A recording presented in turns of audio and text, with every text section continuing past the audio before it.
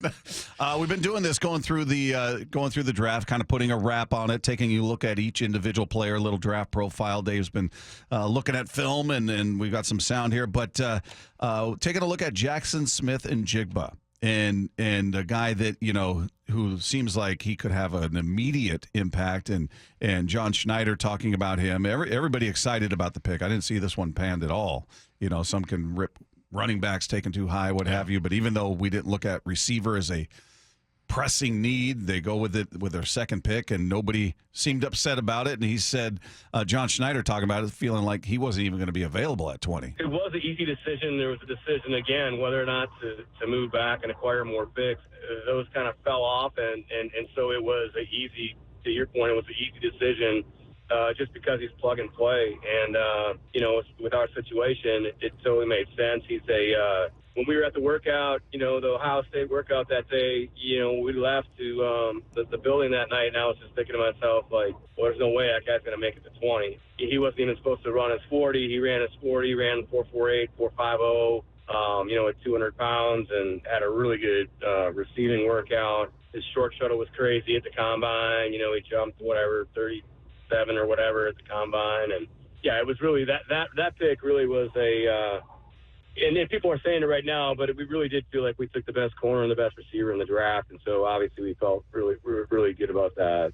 So what do you see when you look at him, Dave? Well, first of all, he didn't play a whole lot of games. So I'll just do the negative first. I mean, he only played in 23 games, so he pulled his hamstring, I think the third game or second game, then he tried to come back and play another game, didn't really work out. So, that would be the downside. I'd say the other thing too, just in general, it's typically pretty tough for receivers to make it. In that transition in the NFL, not make the team, but make the transition into the NFL, just because of the targets on the field and just the precision with which you have to run routes. So those are the things that could hold him back. But yeah, I feel like he's the one guy that you could just plug in. Like if I said, who do you think's going to have the most success, is set up to have the most success, would you probably say him? I mean, maybe Witherspoon, but they don't have a third receiver that's legit. No, your third receiver was Noah Fant last year. In terms of receptions, yeah, he was your guy. And look, they went with 13 personnel, plenty last year, which is one back and 3 tight ends, and that's great. But you like to mix it up, and so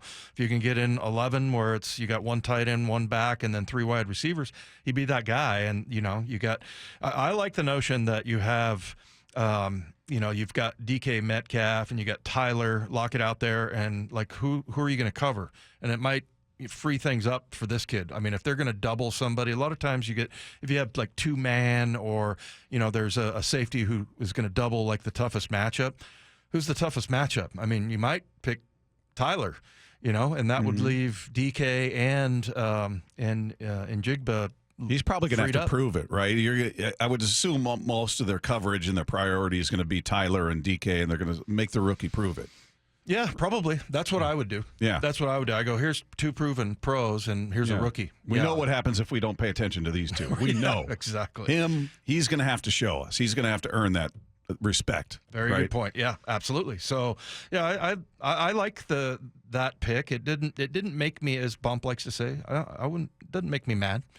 Picking a receiver there. I was looking at maybe a tight end. They didn't take a tight end. They didn't take a couple of tackles, but I feel a lot better that they got most of the positions addressed. And, now we don't have to have the D. Eskridge conversation, the David Moore conversation, who was the last true number 3 that we had back in 2020.